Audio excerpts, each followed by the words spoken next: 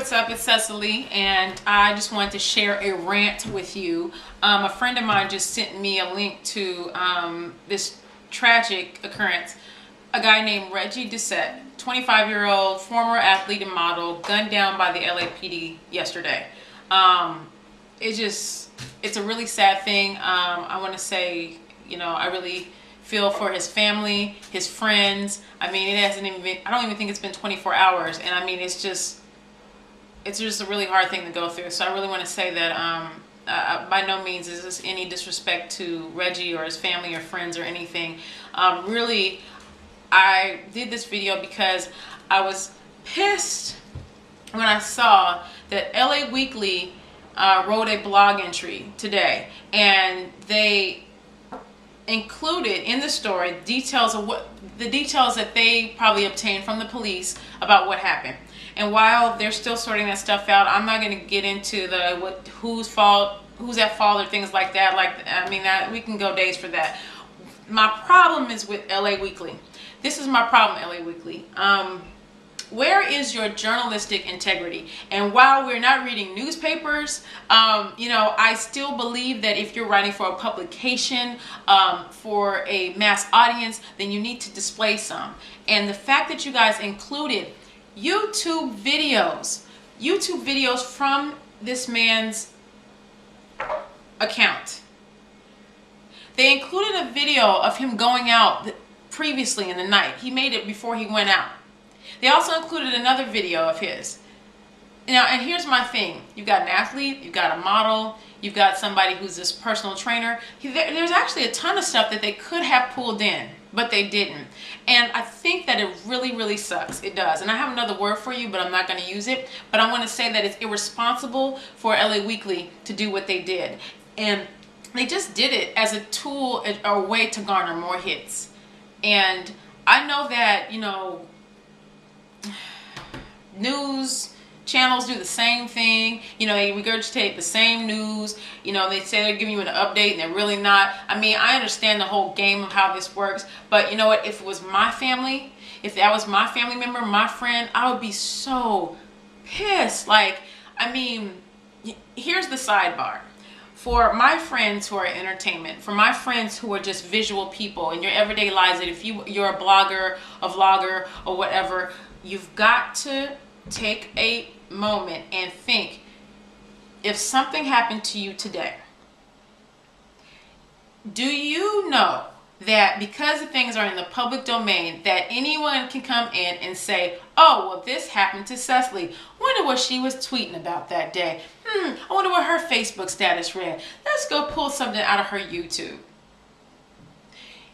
At the end of the day, you have to make sure that everything that you write publicly is something that you'll stand by, good or bad. And if that was your last message to the world, would you mind it? Now, being that I have, three brands that I manage, I have this a triple consciousness of what's okay to say over here. Is it okay for me to say that over there? I'm constantly battling myself. It's tiring. But it's these kinds of things that put things in perspective. How are they going to use this against me? Because that's really what I think the LA Weekly is doing. They're using this against this young man that we don't know anything about.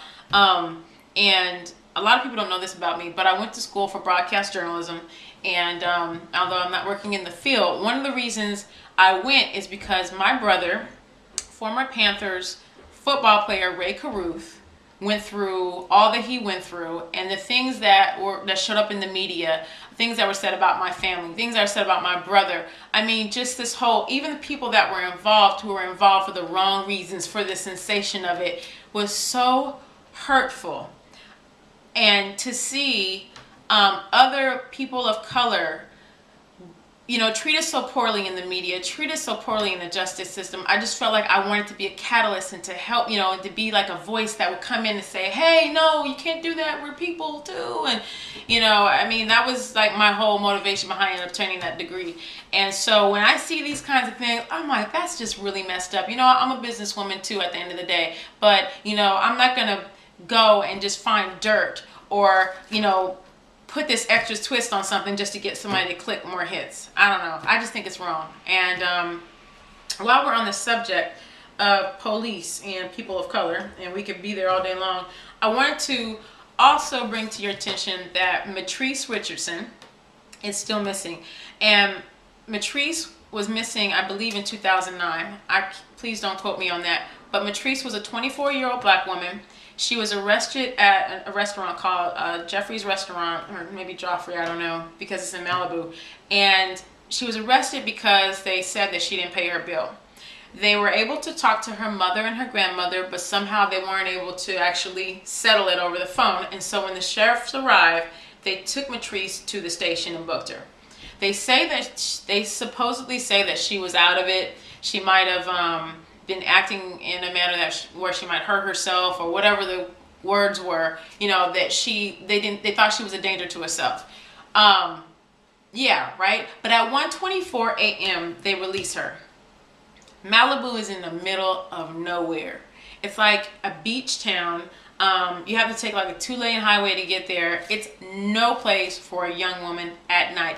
I feel like scared when I'm driving out there at night by myself. Like, I just wouldn't do it. And to think that, you know, the sheriff's department has kind of like been hands off in the whole investigation.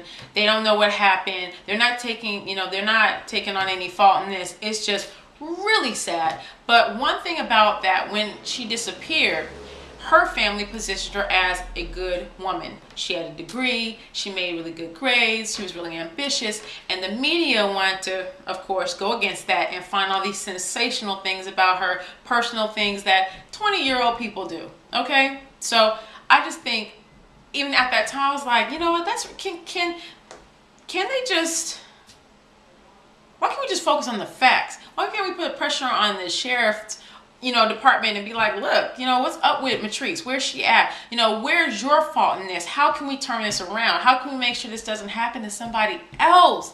Like, can you imagine that happening to your daughter? And you were that close in providing a solution? It's just so sad. I know this doesn't make any sense. I mean, hopefully you find a nugget of wisdom in there somewhere. But LA Weekly, you owe Reggie's family and friends an apology. I am not reading this stupid blog again. I can't stand y'all. And anybody else that posts this video, y'all ain't shit either. Yeah, I said it.